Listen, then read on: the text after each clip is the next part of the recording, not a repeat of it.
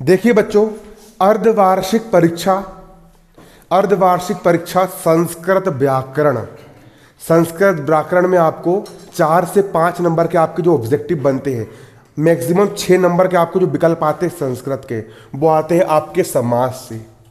संस्कृत व्याकरण का एक बहुत अच्छा भाग है समास, और यही समास आपको हिंदी व्याकरण में भी क्या जाएगा, काम जाएगा। तो एक तीर से दो निशान, अपन पढ़ रहे हैं यहाँ पर समास, और समास के पढ़ने से अपनी संस्कृत की भी तैयारी हो रही है, और समास के पढ़ने से अपनी हिंदी की भी तैयारी हो रही है, और अर्धवार्षिक की भी हो रही है और वार्षिक की भी हो रही है। एक खट्ट अच्छे से नोट करते हुए लिखना है। तो समास किसे कहा जाता है? जब संधि अलग होती है, संधि में दो वर्ण मिलते हैं। वर्ण किसको बोलेंगे? का, खा, गा, घा, ड़ा, चा, छा, जा, जा, झा। ठीक है, ये होते हैं वर्ण। वर्णों के मिलने से क्या बनती है? संधि बनती है, बनती संधि।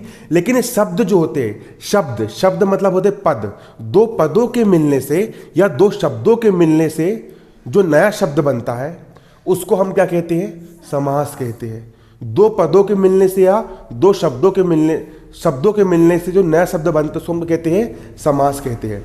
समास अच्छे समझेंगे, ऐसी ऐसी ट्रिक बताऊंगा समास की जो किसी ने नहीं बताया है, एक झटके में पकड़ लोगे। ठीक है, सबसे पहले क्या होती है? अव्ययी भाव समास। पहला क्या होता है? अव्यय। समास कितने प्रकार के होते हैं? 6 प्रकार के। समास टोटल कितने प्रकार के होते हैं? 6 प्रकार के होते हैं। उसमें से पहला होता है अव्ययी भाव समास। अव्ययी भाव समास में क्या होता है? इसका प्रथम पद, अव्ययी भाव समास में 2 पद होते हैं। हर एक समास में कितने पद होते हैं? 2 पद होते हैं। अव्ययी भाव समास में भी कितने पद होते हैं? 2 पद। ये हो गया पहला पद, और ये क्या हो गया? दूसरा पद हो गया। इसका प्रथम पद क्या होता है? अव्यय होता है। ठीक है, ठीक है। अव्ययी भाव समास में प्रथम पद क्या होता है? अव्यय होता है, और दूसरा पद जो होता है वो संज्ञा होता है। क्या होता है? संज्ञा होता है। क्या होता है? संज्ञा। इसका प्रथम पद अव्यय होता है और दूसरा पद क्या होता है? संज्ञा होता है। और इसमें प्रथम पद क्या होता है? प्रधान होता है। प्रधान मतलब मेन होता है। ठीक है, इसका प्रथम पद क्या होता है? प्रधान होता है, यानी मेन होता है। ठीक है, बन जाएगा आपको। जैसे कि आप यहां पर देखोगे, इससे कुछ एग्जाम्पल समझ लीजिए अव्यय का। इसकी पहचान करना भी सिखाऊंगा। एग्जाम्पल लिखो पहले यहां पर। जिसकी पहला एग्जाम्पल है बलम, बलम अनति क्रम। बलम अनति क्रम यथा बलम। देखो, बलम, बलम यानी होता है शरीर की ताकत। अनिति क्रम में मतलब बहुत ज्यादा हो गई है, तो इसका समासिक पद क्या बन जाएगा? ये दोनों पद आपस में जुड़े और एक नया शब्द बन गया यथा बलम। यथा, यथा क्या है? इसका प्रथम पद हो गया यथा, दूसरा पद क्या हो गया? बलम। यथा, यथा एक प्रकार का अव्यय होता है। यथा, तदा, एव, ये सब क्या होते हैं? संस्कृत के अव्यय होते हैं। पेपर में प्रश्न आता है ऑब्जेक्टिव में, यथा बलम में कौन सा समास है? तो तुरंत पकड़ना, अच्छा इसका शुरू वाला पद यथा है, और यथा एक क्या होता है? अव्यय होता है। मतलब कौन सा समास है? अव्ययी भाव समास है। यथा बलम का समास विग्रह करने के लिए आ गया। यथा बलम का समास विग्रह कैसा करोगे? बलम अनति क्रम। कैसे करोगे? बलम अनति क्रम। बन जाएगा, पकड़ते बन जाएगा। या बलम अनति क्रम का में को जोड़िए करके विकल्प बन गया आपको। तो दिमाग लगाना, खुद का लॉजिक लगाना, क्या लगाओगे? यथा बलम। पकड़ोगे कैसा? अगर शुरू वाला शब्द क्या होता है? इसका अव्यय होता है, और यही प्रधान होता है, और बाद वाला क्या होता है? संज्ञा होता है। यथा अव्यय होता है, तो इसमें कौन सा समास है? अव्ययी भाव समास है। अगला लिखिए, शक्तिम, शक्तिम अनतिक्रम यथाशक्ति। यथाशक्ति, इस यथाशक्ति में कौन सा समास है? रटना नहीं है रे, रटना नहीं है। शुरू वाला शब्द अव्यय है, पता यथा अव्यय होता है। अगर प्रथम पद अगर अव्यव है, प्रथम पद क्या है? अव्यव है, तो कौन सा समास? अव्ययी भाव समास। पता है ना यथा क्या होता है? एक प्रकार का यथा अव्यय होता है। नोट करके लिख लो, यथा, उप, अध, सुम, निम, अति, अनु, ये सब क्या होते हैं? अवयव होते हैं। ठीक है, ये सब क्या होते हैं? अवयव होते हैं। बन जाएगा। ये सब क्या होते हैं, अवयव होते हैं। यथाशक्ति में कौन समास रहेगा, अव्ययी भाव समास। इसका विग्रह कैसे करोगे, यथाशक्ति का समास विग्रह कीजिए तो क्या करोगे, शक्तिम अंति क्रम में, क्या जाएगा, शक्तिम अंति क्रम में। हाँ हलंत लगाना। तीसरा लिखो,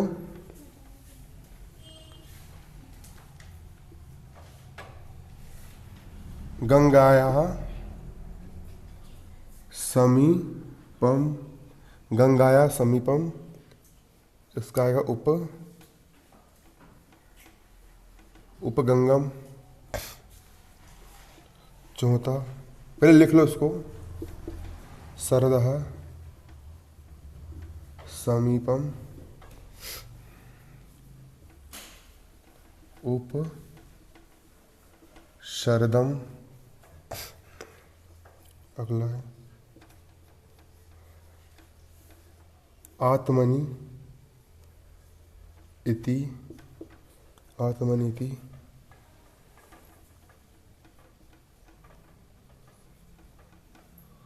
अध्यात्म। अगला लिखो छठवा, दिनम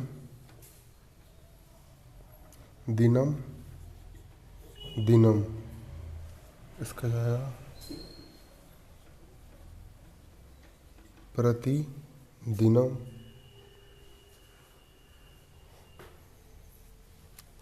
देखिए पकड़ोगे कैसे, ये समासिक पद है। इनका फर्स्ट वाला देखो, प्रति, प्रति एक प्रकार का अवयव होता है। प्रति क्या होता है, अवयव होता है। तो प्रतिदिनम में कौन सा समास है, अव्ययी भाव समास है। अध, अध, अध एक प्रकार का अवयव होता है। तो अध में कौन सा समास है, अव्ययी भाव समास। उप भी होता है अवयव। तो जहां पर शुरू में उप आया तो कैसे पकड़ लोगे कौन सा समास है, यहाँ पर अव्ययी भाव समास है।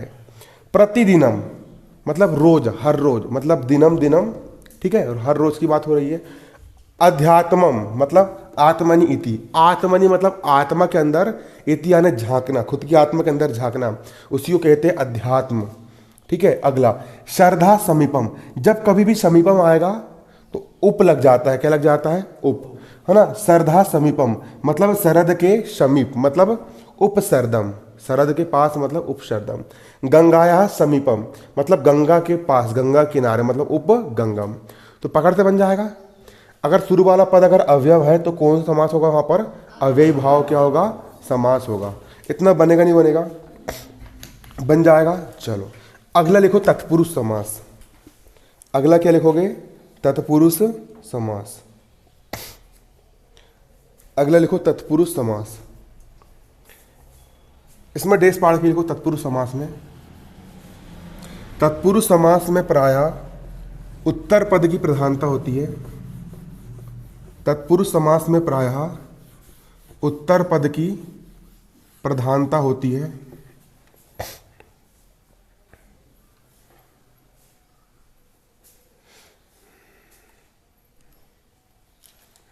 उत्तर पद के अनुसार लिखो, उत्तर पद के अनुसार समास का लिंग वचन मानकर, उत्तर पद के अनुसार समास का लिंग वचन मानकर उसका प्रथमा एक वचन का रूप होता है।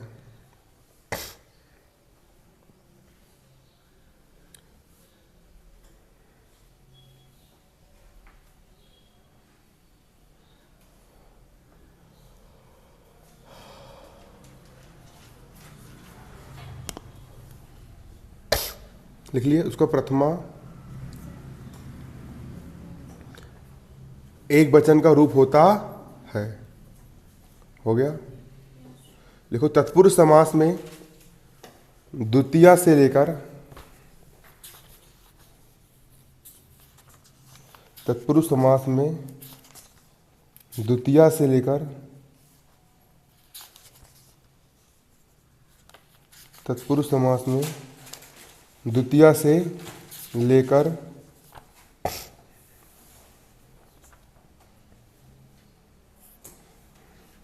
सप्तमी विभक्ति तक, सप्तमी विभक्ति तक पूर्व पद विभक्तियां लगती है, सप्तमी विभक्ति तक पूर्व पद विभक्तियां लगती है।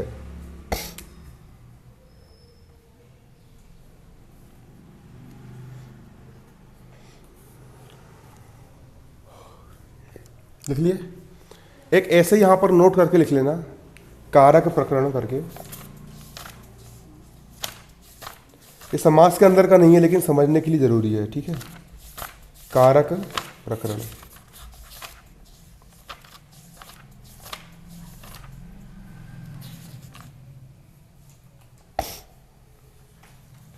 क्या समझेंगे यहां पर हम? कारक प्रकरण समझना यहां पर। देखो, प्रथमा ने, प्रथमा ने, ये होता है कर्ता कारक। द्वितीया को, इसको नोट कर लेना, ये होता है क्रिया कारक।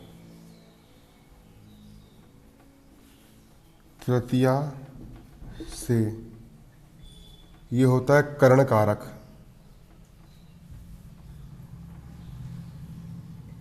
चतुर्थी के लिए ये होता है संप्रदान कारक। ये हर जगह काम आएगा, ये है ना, इसको नोट कर लो। अगला होता है पंचमी से अलग, ये होता है अपादान कारक। इसको लिखो नोट करके, अपादान कारक।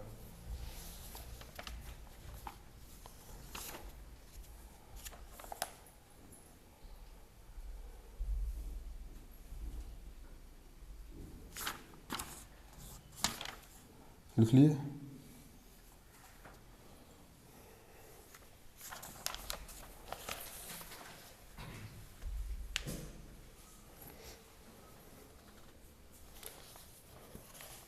षष्ठी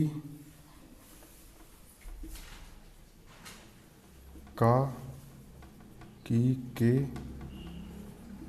रा, री, रे, संबंध कारक। अभी समझाऊंगा, लिख लो पहले इसको। सप्तमी में पर, सप्तमी में क्या होता है? में पर, ये होता है अधिकरण कारक। ये होता है आपका क्या? अधिकरण कारक। लिख लिए। पहले हिंदी में समझाऊंगा मैं, संस्कृत में आपसे अपने आप बन जाएगा। पहले समझ लो हिंदी में क्या होता है, ठीक है। संस्कृत में 7 विभक्ति होती है। संस्कृत में कितनी विभक्ति होती है? पता है आपको? अपन कारक रचना याद करते, राम की कारक रचना करते याद, कारक रचना याद। तो उसमें आता है प्रथमा, द्वितीया, तृतीया, चतुर्थी, पंचमी, षष्ठी, सप्तमी आता है ना। राम की प्रथमा, राम की द्वितीया, राम की तृतीया, राम की चतुर्थी आता है, अपन याद करते हैं तो, है ना। तो उनका मतलब क्या होता है? तो प्रथमा का अर्थ होता है ने। इसके लिए कर्ता का उपयोग करते। कर्ता किसे कहते हैं? जैसे कि यहां पर मैं एक सेंटेंस लिखता हूं, राम ने रावण को तीर से मारा। ये बेसिक, अगर बेसिक समझ जाओगे ना, ग्रामर में तुमसे पूरी की पूरी सही हो जाएगी। 32 के 32 विकल्प सही होंगे, है ना। बस ये थोड़ा बेसिक समझ लेना, वार्षिक हो या अर्धवार्षिक हो, 32 के 32 विकल्प सही होंगे। राम ने रावण को तीर से मारा। कौन सा काम हो रहा है यहाँ पर? मारने का काम हो रहा है। मारने काम हो रहा है, तो क्रिया क्या हो गई? मारा। क्रिया क्या हो गई? मारा। क्रिया क्या हो गई? मारा। सो यहां पर कर्म लिख लेना, है ना। इसको कर्म कर लो ना। क्रिया क्या हो गई? मारा। जो क्रिया को करता है, क्रिया को जो करता है वो कर्ता कहलाता है या सब्जेक्ट कहलाता है। मारने का काम कौन कर रहा है? राम कर रहा है। तो जो काम करता है उसको कहते कर्ता। तो राम यहां पर क्या हो जाएगा? कर्ता। राम यहां पर क्या हो जाएगा? कर्ता। यह सब्जेक्ट, ठीक है। जो क्रिया को करता वो क्या कहलाता है? कर्ता। तो किसने मारा? किसने मारा? किसने मारा? राम ने। तो राम क्या हो गया? कर्ता। और राम में हमेशा लगेगी प्रथमा विभक्ति। तो जो कर्ता होता है, जो क्रिया को करता है, उसमें सदैव क्या लगती है? प्रथमा विभक्ति लगती है। क्या लगती है? प्रथमा विभक्ति। आया कि नहीं आया समझ में? नहीं आया? अरे भैया, राम ने मारा है ना, तो जो मारेगा वो हो जाएगा कर्ता, और कर्ता में हमेशा क्या लगेगी? प्रथमा विभक्ति, ठीक है।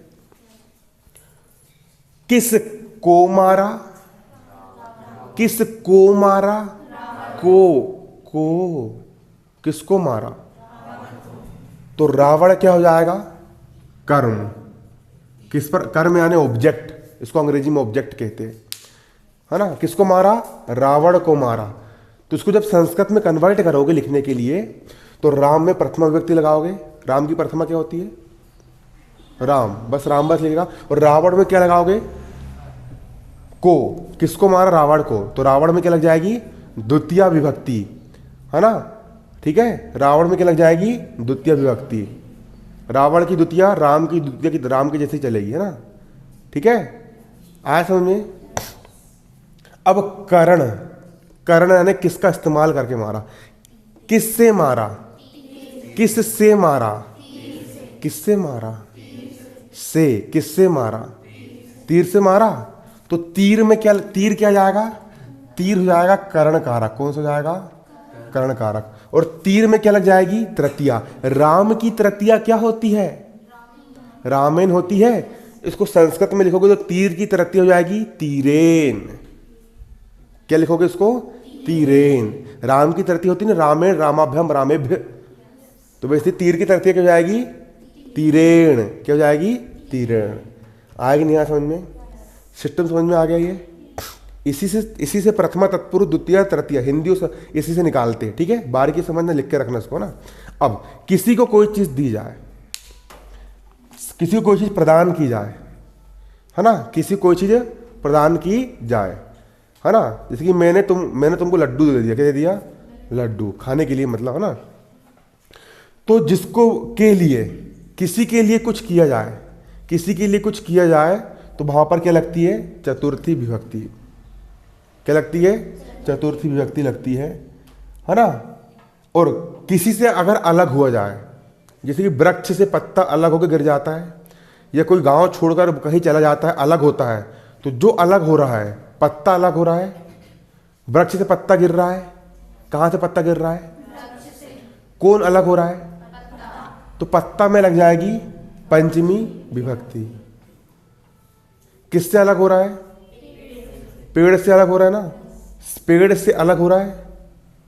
से यहां पर भी आता है, लेकिन ये से दूसरा है, ये से अलग होने के अर्थ में आता है, ठीक है। वृक्ष से अलग हो रहा है। राम की पंचमी क्या होती है? रामात। तो वृक्ष की पंचमी क्या जाएगी? वृक्षात। तो अलग होने के अर्थ में यहां पर पंचमी विभक्ति लगती है। कौन सी लगती है? पंचमी विभक्ति लगती है। अगर किसी से कोई संबंध बताया जाए, जे मेरी नानी है, जे उसकी ये है, जहां पर का की के और रारी रे एक संबंध व्यक्त किया जाता है, एक संबंध प्रकट किया जाता है, तो वहां पर संबंध कारक होता है, और उसमें क्या लगाते हैं? षष्ठी विभक्ति, है ना। क्या लगाते हैं वहां पर? षष्ठी विभक्ति। जहां पर संबंध दर्शाया जाता है वहां पर क्या लगाते हैं? षष्ठी विभक्ति।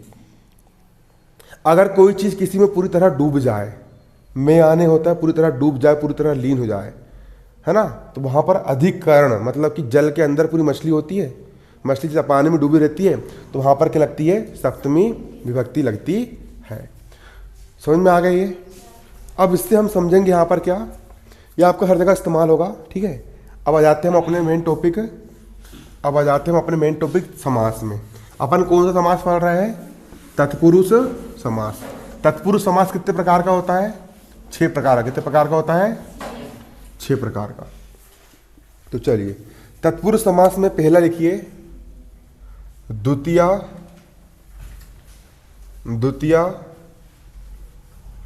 तत्पुरुष समास। समास पढ़ रहे थे अपन ना, तो पहले क्या लिखोगे? द्वितीय तत्पुरुष समास।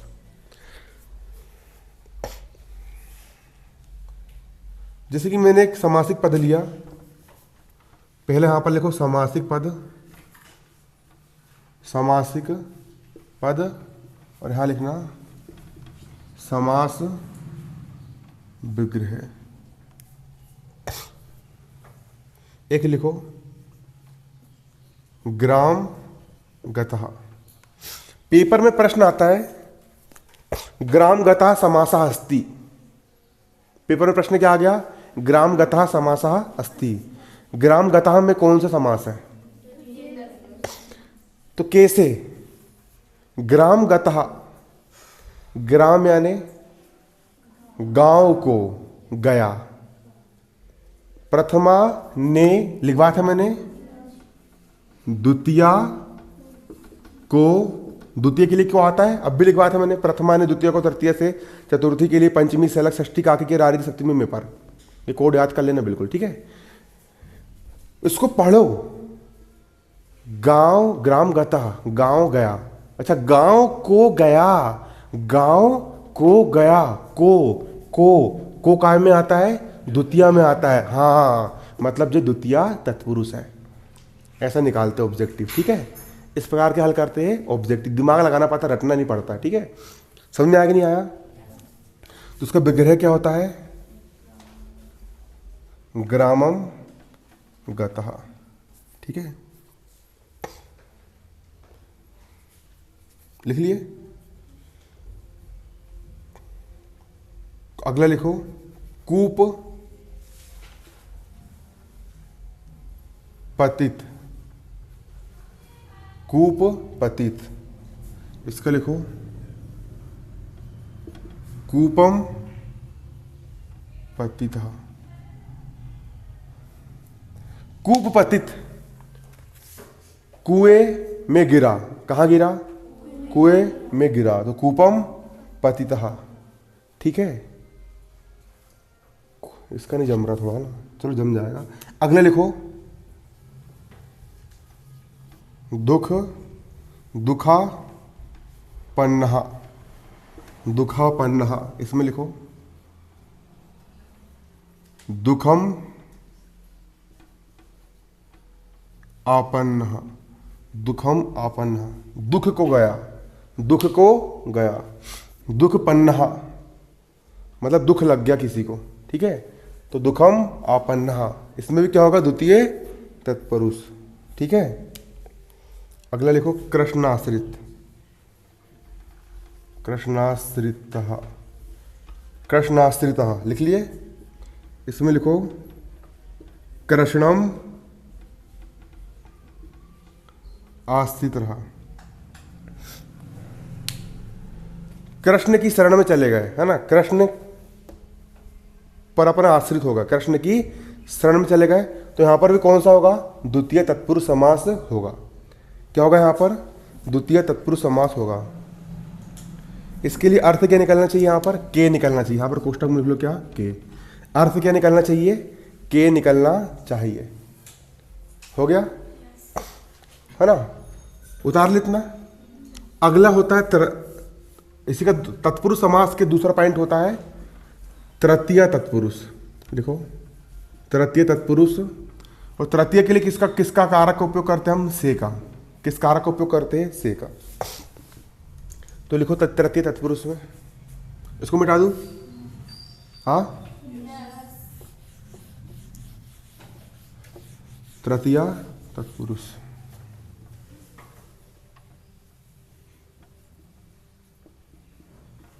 समासिक पद, है ना? तो जैसे कि वहां पर लिखा मैंने, देखो क्या? बाण हतः, अग्नि दग्धः। लिखो इसको, है ना?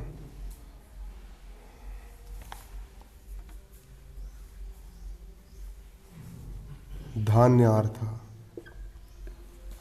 अब पकड़ो कैसे? पेपर में विकल्प आ गया बाण हतः समासः अस्ति। बाण हता में कौन सा समास है? बाण हतः, हतः का मतलब होता है चोट लगना। किस से चोट लगी? प्रथमा ने द्वितीय को तृतीया से आता है। तृतीय के लिए कौन सा कारक का इस्तेमाल होता है? से का इस्तेमाल होता है। अब भी पढ़ा था मैंने, से का इस्तेमाल होता है। किस से चोट लगी? बाण से हतः, बाण से लग गई। तो तुरंत पहचाना, बाण हतः, अच्छा बाण से लग गई। बाण से लग गई मतलब से आने प्रथमा, से आने तृतीया, मतलब कौन सा तत्पुरुष है? तृतीया तत्पुरुष समास है। ठीक है। और तृतीया है तो तृतीया कैसे लगाओगे? तृतीया कैसे लगाओगे? राम की तृतीया क्या होती है? रामेण होती है। राम की तृतीया क्या होती है? रामेण होती है। तो बाण की तृतीया क्या हो जाएगी? बाणेन, है ना। इसका जब समास विग्रह करोगे तो राम की तृतीया रामेण, तो बाण की तृतीया क्या हो जाएगी? बाणेन। क्या हो जाएगी? बाणेन,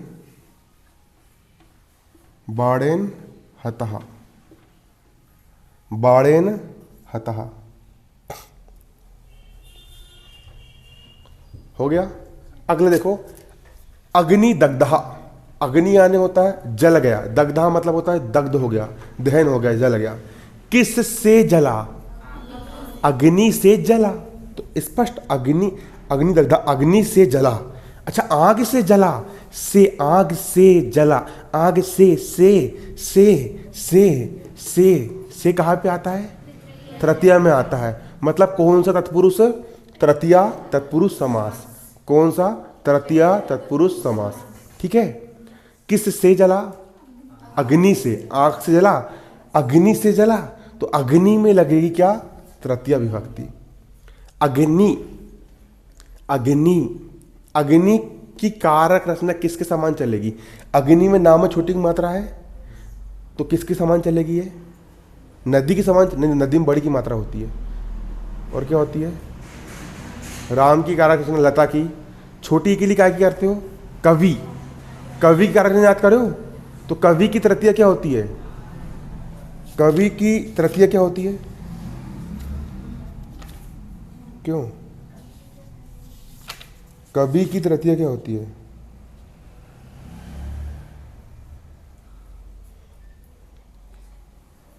पति, पति की तृतीया क्या होती है?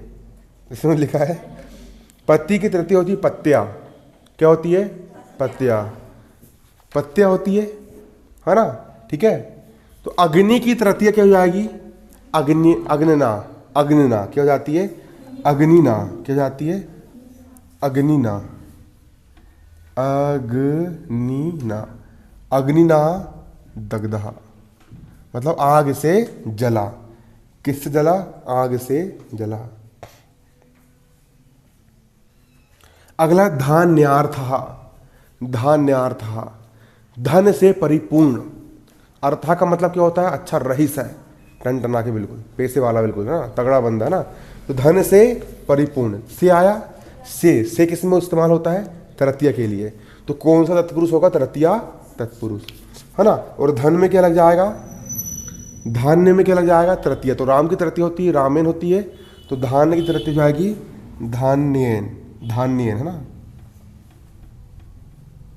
मेरा या पा जैसा बनता है, धान्येन अर्था, मतलब धन से परिपूर्ण बन जाएगा। ये तृतीय तत्पुरुष बनेगा नहीं बनेगा? पहचान करते बन जाएगा। इसी से पकड़ में आएगा को से, है ना। अब चतुर्थी के लिए क्या इस्तेमाल होता है? चतुर्थी के लिए ये कोड याद कर लो। प्रथमा ने द्वितीय को तृतीय से चतुर्थी के लिए। तो अब हम पढ़ेंगे चतुर्थी तत्पुरुष।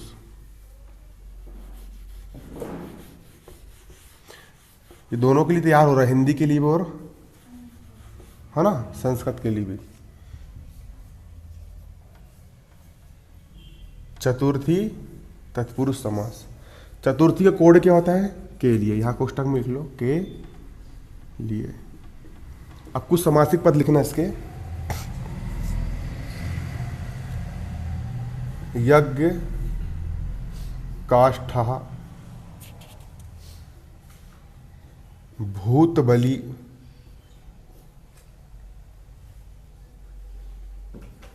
दीन दानम।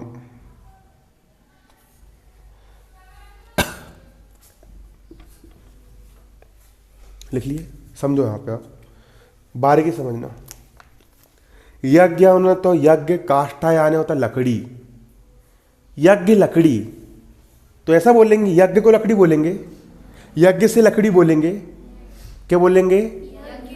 यज्ञ के लिए लकड़ी। अरे पढ़ो रे, कैसे हो रहे तुम लोग रे। अरे यज्ञ काष्ठन लकड़ी, यज्ञ के लिए लकड़ी, के लिए, अच्छा के लिए जम गया, के लिए जम गया, के लिए किस में आता है? चतुर्थी में आता है। हाँ, मतलब यज्ञ काष्ठ में कौन सा समास है? चतुर्थी तत्पुरुष समास है। यज्ञ, यज्ञ की राम की तरह चलेगी। लास्ट वाला वर्ड देखते हैं, राम में मावस होता है तो यज्ञ में ज्ञावस है, तो राम की चतुर्थी क्या होती है? रामाय होती है, तो यज्ञ की चतुर्थी क्या हो जाएगी? यज्ञाय। क्या हो जाएगी? यज्ञाय। तो लिख लो यज्ञ, यह काष्ठः, काष्ठः।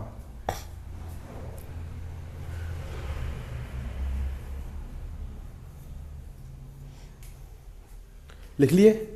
अगला यहां पर समझना, भूत बलि, तो ऐसा लिखेंगे भूत को बलि। अरे भूत को कहां बलि चढ़ा दोगे, तुमको खा जाएगा वो, तो भूत से बलि करोगे क्या? अपन भूत के लिए किसी की बलि चढ़ा रहा है, अपन को जानवर को काट रहा है, पहले काटते थे, आदमी को काट रहा है ना कि नहीं, ठीक है। तो भूत के लिए अपन किसी की बलि चढ़ा रहे हैं, भूत को प्रसन्न करने के लिए, आत्मा, आत्मा को प्रसन्न करने के लिए, है ना कि नहीं, चंडाल को प्रसन्न करने के लिए अपन क्या कर रहे हैं? बलि दे रहा है। क्या दे रहे हैं अपन? बलि। ठीक है, क्या दे रहा है? बलि दे रहा है। तो भूत के लिए बलि, अच्छा के लिए किस में आता है? चतुर्थी में। मतलब कौन सा समास है? चतुर्थी तत्पुरुष क्या है? बन जाएगा, क्या है? चतुर्थी तत्पुरुष। पकड़ में आ गया ना। अब बलि दे रहे अपन किसी एक भूत के लिए दे रहे हैं, गले सारे भूत है, भूत बहुत सारे हैं, मतलब बहुवचन, बहुत सारे हैं मतलब। तो राम का बहुवचन क्या होता है? राम की चतुर्थी का बहुवचन क्या होता है? रामेभ्य होता है। तो भूत की चतुर्थी का बहुवचन क्या हो जाएगा? भूतेभ्य। क्या हो जाएगा? भूतेभ्य। और बलि का हो जाएगा बलि। तो लिख लो उसको, भूतेभ्य बलि, भूतेभ्य बलि। लिख लिए, भूतेभ्य बलि। दीन दानव, दीन यानी गरीब के लिए दान। क्या कहा? गरीब के लिए दान दे रहे अपन, गरीब बेचारे उनको दान दो ना, तो गरीब के लिए अपन दान दे रहे हैं, है ना। तो राम की चतुर्थी होती है रामाय, तो दीन की चतुर्थी हो जाएगी दीनाय, और दानम को जाएगा दानम। क्या लिखोगे यहां पर? दीनाय दानम, ठीक है, दीनाय दानम। ये हो गए चतुर्थी तत्पुरुष, बन जाएगा। चलो अब पंचमी, पंचमी के लिए क्या आता है? पंचमी के लिए आता है से, अलग होने के अर्थ में। किसके अर्थ में?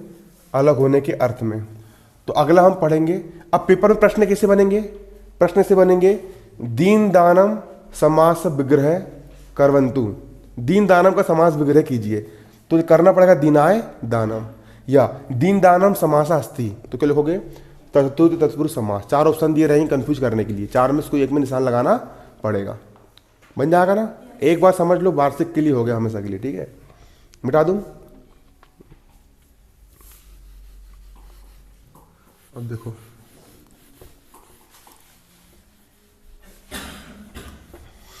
अगला हम क्या पढ़ेंगे यहां पर? पंचमी तत्पुरुष, पंचमी तत्पुरुष समास, ठीक है। क्या पढ़ेंगे यहां पर हम? पंचमी तत्पुरुष समास। पंचमी के लिए क्या होता है? से अलग। पंचमी के लिए आता है से, और अलग होने के अर्थ में भी आता है, अलग होने के अर्थ में आता है। तो देखो, पहले लिखो समासिक पद, चौरात भयम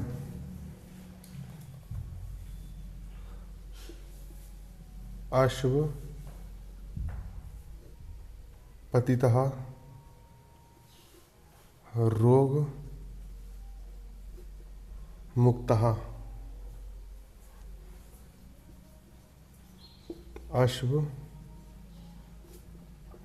पतितः, अश्व पतितः।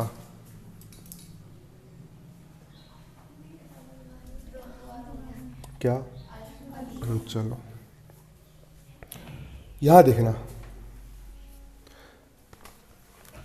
चोर यानी होता है चोर जो चोरी करता है, और भय मतलब होता है डर।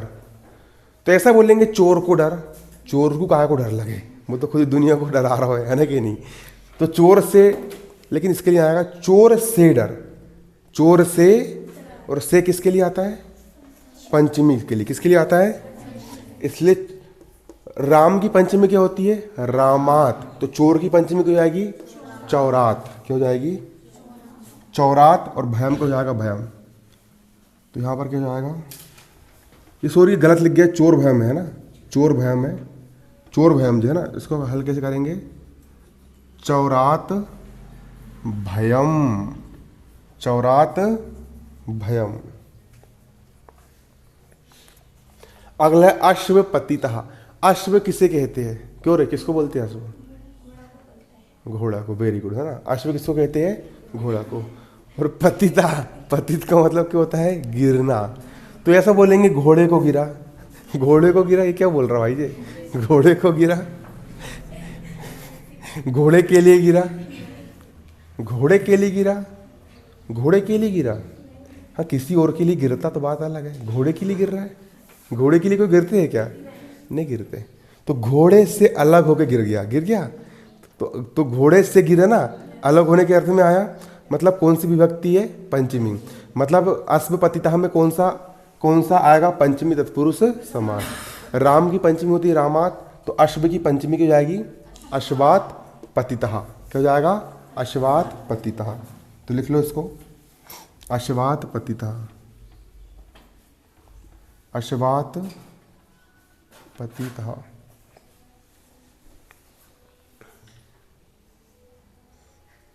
हो गया? देखो अगला यहां पर क्या है? रोग मुक्तः। अगला क्या है? रोग मुक्तः। तो कैसे करोगे उसको? रोग से अलग हो गए, मतलब मुक्त हो गए, स्वस्थ है बिल्कुल अपन, है ना। रोग से मुक्त हो गए तो से, तो राम की पंचमी होती रामात, तो रोग की पंचमी हो जाएगी रोगात मुक्तः, रोगात मुक्तः, रोगात मुक्तः। लिख लो, रोगात मुक्तः। लिख लिए, रोगात मुक्तः। अगला लिखो षष्ठी तत्पुरुष समास। षष्ठी, षष्ठी का चिन्ह क्या होता है? काकी के रारी रे, काकी के या रारी रे, ये होता है षष्ठी का। इसका एग्जाम्पल लिखो,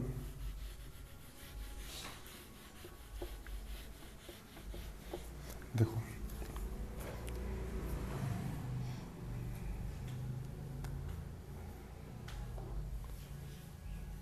धर्म दंड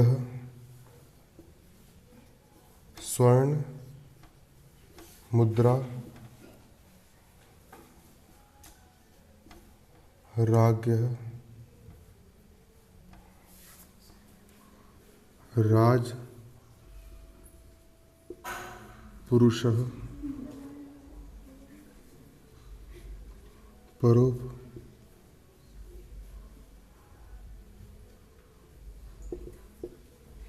देखो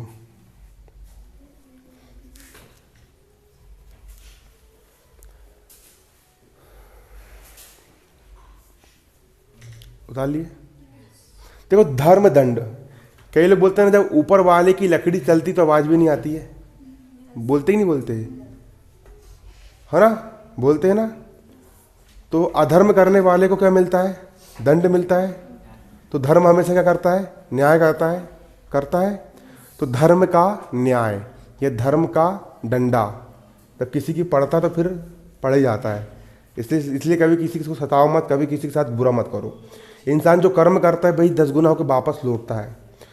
पहले आज से 4-5 साल पहले मैं कुछ नहीं आता था पढ़ाई लिखाई, मैंने ज्ञान देना शुरू किया तो 10 गुना होकर के मेरे पास बढ़ता चला गया। कभी कम हुआ क्या? ज्ञान देने से हमेशा क्या होता है? बढ़ता होता है। किसी को अगर तुम सताओगे तो कभी न कभी वो 1000 गुना होकर के तुम्हारे पास वापस रोड लोड करके आएगा। किसी को तुम हंसाओगे तो भाई तुम्हारे पास 10 गुना होकर वापस लोड करके आएगा। तुम जो दोगे, गेहूं के एक दाने को तुम अगर धरती पर डालते हो तो वो 20 दाना बन करके आता है, आता है ना। उसी प्रकार किसी से जलोगे तो भाई तुम्हारे लिए 10 गुना बढ़ करके तुम्हारे पास आएगी, है ना। इसलिए हमेशा दुनिया में प्यार बांटो, दुनिया में हमेशा हंसाओ, खुश से रहो, कभी किसी से ईर्ष्या मत करो, किसी के बारे में कभी बुरा मत सोचो और हमेशा जीवन में तरक्की के उसमें बढ़ो, है ना। तो धर्म का दंड का आया, का के लिए क्या हो लगेगा यहाँ पर? षष्ठी तत्पुरुष समास। का के लिए क्या लगता है? षष्ठी तत्पुरुष समास, है ना। और राम की षष्ठी क्या होती है? रामस्य। तो धर्म की षष्ठी क्या हो जाएगी? धर्मस्य। धर्मस्य। और दंडा की क्या हो जाएगी? दंडा। धर्मस्य दंडा। स्वर्ण मुद्रा। स्वर्ण मुद्रा को हिंदी में क्या बोलोगे? स्वर्ण की मुद्रा, सोने का सिक्का। का में आता, का षष्ठी में आता है। तो राम की षष्ठी रामस्य, स्वर्ण की षष्ठी की जाएगी स्वर्णस्य। स्वर्णस्य मुद्रा। राज पुरुषा, मतलब राजा का पुत्र, राजा का पुत्र, है ना कि नहीं? ठीक है। का आया, का मतलब षष्ठी, तो राज की षष्ठी की जाएगी राजस्य। नहीं, राज की षष्ठी होती है राज्ञा होती, क्या होती है? राज्ञा। राज्ञा पुरुषः, क्या आ गया यहाँ पर? राज्ञा पुरुषः, राज्ञा पुरुषः। परोपकार। परोपकार मतलब दूसरे पर कोई उपकार करना, उसको हम क्या कहते हैं? परोपकार कहते हैं। हमेशा परोपकार कीजिए, है ना। स्वार्थ मत देखिए कि मैं इसके लिए आज ये कर रहा हूँ तो कल ये मेरे लिए ये करेगा। अगर तुम ऐसे सोच के काम करते हो कि आज मैंने इसको खिलाया कल जो मेरे को खिलाएगा, है ना, आज मैंने इसको समोसे खिला दी कल जो मेरे को आलू पोंडे खिलाएगा, तो ये फिर कोई मतलब का नहीं है, ये परोपकार में नहीं आएगा। परोपकार किसको बोलते हैं? और ऐसा करोगे तो हमें जीवन में दुख ही पाओगे। किसी के लिए कुछ, कल को किसी लिए तुमने कुछ कर दिए, कल को वो तुम्हारे लिए कुछ नहीं करेगा तो फिर दुख होता है दुख। अरे मैंने इसके लिए इतना कुछ करा, इन्होंने मेरे लिए कुछ नहीं करा। ऐसा अपना ही मत। जीवन में हमेशा कभी भी किसी के लिए कुछ करो, कभी भी किसी के लिए कुछ करो तो बदला में पैसा ले लो। ठीक है। पहला कारण क्या है? किसी के लिए कुछ करे, बदले में के लिए पैसे ले लिए, तो दुख होगा क्या? अपन ने काम करे और बदले में पैसे ले लिए, ठीक है, तो दुख होगा क्या? नहीं होगा। या फिर कभी किसी के लिए कुछ करो तो पूरे निस्वार्थ भाव से करो कि कल को ये मुझे गाली बके, कल को मुझे वापस करे ना करे, मैंने इसको दान दे दिया और दे करके भूल जाओ। धर्म करो, वो दरिया में डालो, क्या बोलते हो? क्या दरिया में डालो, ऐसा रहता ना। हाँ, एक कोड है ना, है ना कि नहीं? दरिया में डालो, क्या है वांगे वो? अरे वो नहीं रहे। किसी के लिए कुछ कर दिए तुमने, किसी को कुछ दे दिए, तो बदले में वापस कुछ पाने की इच्छा मत रखो, तो उसको बोलेंगे निस्वार्थ भाव से कर्म करना। मैंने किसी के लिए कुछ कर दिया और बदले में वापस उसे पाने की अगर मैं कुछ इच्छा नहीं करता हूँ तो उसको क्या बोलेंगे? निस्वार्थ भाव से। उसमें अपना कोई स्वार्थ नहीं है ना कि नहीं? तो निस्वार्थ भाव से करो, है ना। किसी की हेल्प कर रहे हो, निस्वार्थ भाव से करो कि भाई मैंने इसकी आज हेल्प कर दिया, कल को भले ही मेरी हेल्प करे या ना करे, मुझे उससे मतलब है क्या? नहीं है। तो उसको बोलेंगे निस्वार्थ भाव से कर्म करना। तो ऐसे में कभी दुख नहीं होगा। कर भी रहे किसी के लिए तो भाई कुछ वापस बदले में कुछ पाने की इच्छा रखो ही मत ना, तो क्यों दुख होगा तुमको, है नहीं कि नहीं? बहुत सारे कुछ होते सिद्धांत, ये मैंने अपने बना लिया हूँ। मैं किसी के लिए कुछ भी हेल्प करता हूँ, कितनी हेल्प कर दूँ, लेकिन बदले में कुछ पाने की इच्छा नहीं रखता हूँ। इसी कारण कल को जब वो मुझे गाली बकता है तो मुझे दुख नहीं होता है। मैंने उसका अच्छा किया, मेरा कर्म, उनने मुझे गाली दी, वो उसका धर्म, है ना कि नहीं? लेकिन कोई देता नहीं है गाली। किसी लिए तुम निस्वार्थ भाव से काम करोगे वो तुमको अच्छा ही रहता है, वो है ना। और 10 गुना होकर वो तुम्हारे पास वापस लौट करके आता है। परोपकार, दूसरों पर उपकार। दूसरों पर क्या? उपकार। दूसरों को उपकार, है ना। तो इसका होता है परेशान उपकार। क्या होता है? परेशान उपकार। परेशान उपकारः, परशाम उपकारः। लिख लिए? ये समझ में आ रहा कि नहीं आ रहा पहले बताओ मेरे को। आ रहा है ना? अब लास्ट समास लिखो। समास पढ़ा रहा हूँ, कभी नहीं पढ़ाऊंगा समास, ठीक है? हो गया, आप क्या 10 बार नहीं पढ़ाऊंगा? हाँ, इसलिए अच्छे समझो, जो आज हो रहा है उसको अच्छे से पूरा फोकस से समझो, है ना? अगला होता है सप्तमी। सप्तमी तत्पुरुष समास। सप्तमी तत्पुरुष समास, ठीक है? सप्तमी का मतलब होता है मैं पर। कोष्टक में लिख लो मैं पर। सप्तमी में क्या लिख लोगे? मैं पर। तो समासिक पद होता है जल मग्नः, मतलब जल में मगन हो गया, जल में डूब गया। जल में क्या हो गया? डूब गया। मैं आया, मैं आया, मैं आया मतलब कौन सा समास है? सप्तमी। और राम की सप्तमी क्या होती है? रामे। तो जल की सप्तमी क्या हो जाएगी? जले। और मग्नः की हो जाएगी? मग्नः। मग्नः की क्या हो जाएगी? मग्नः, ठीक है? अगला होता है सभाया पंडितः।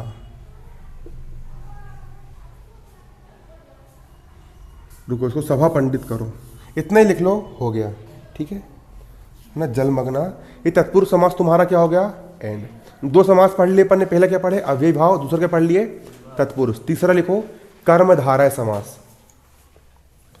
तीसरा लिखो कर्मधारय समास। IMP है ना? इसकी भी आते हैं कर्मधारय समास।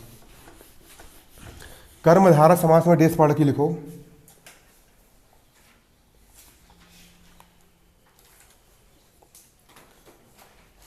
कर्मधारय समास, ठीक है? कर्मधारय समास में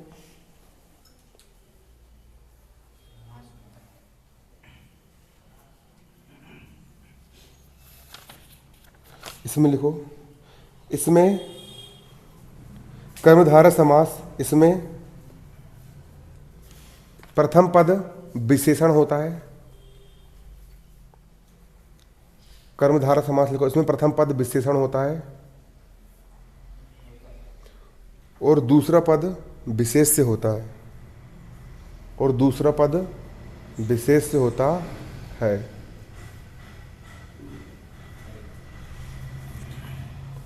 प्रथम पद क्या होता है इसका? विशेषण। जैसे मैंने लिख दिया कृष्ण सर्पः, लिख दिया समासिक पद। समासिक पद कृष्ण सर्पः। दूसरा महापुरुषः। अगला लिखो। कोई बाहर आया क्या? नील। कोई आगे बता देना ना। नील कमलम। अगला लिखो घन श्यामः। अगला लिखो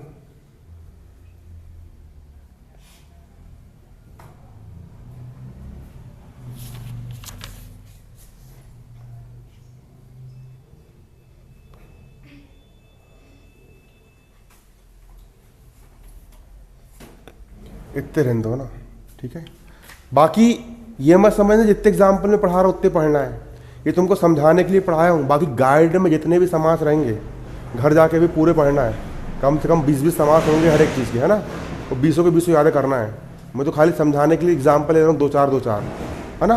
ये 2-4 समझ लो और बाकी ऑब्जेक्टिव घर जाके पूरे हल करना है इसके, जितने भी होंगे 100-200, है ना कि नहीं? पूरे, ठीक है? सोल्व करना पूरे, समझो।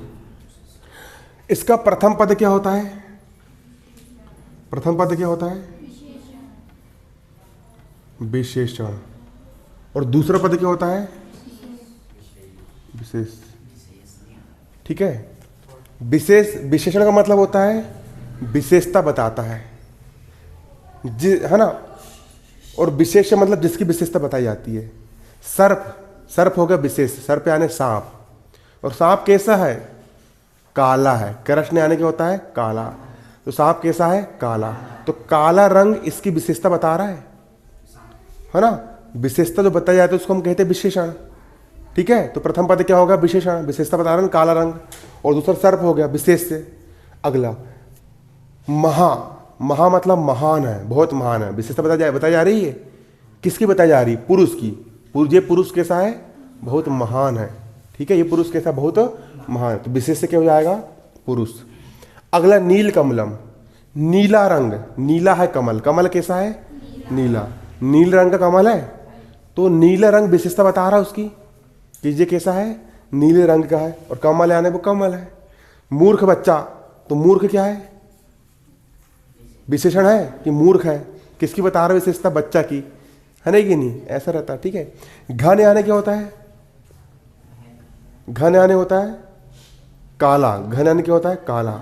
श्याम, घन श्याम, घन श्याम मतलब बादलों की तरह काला। किसकी तरह काला? बादलों की तरह क्या?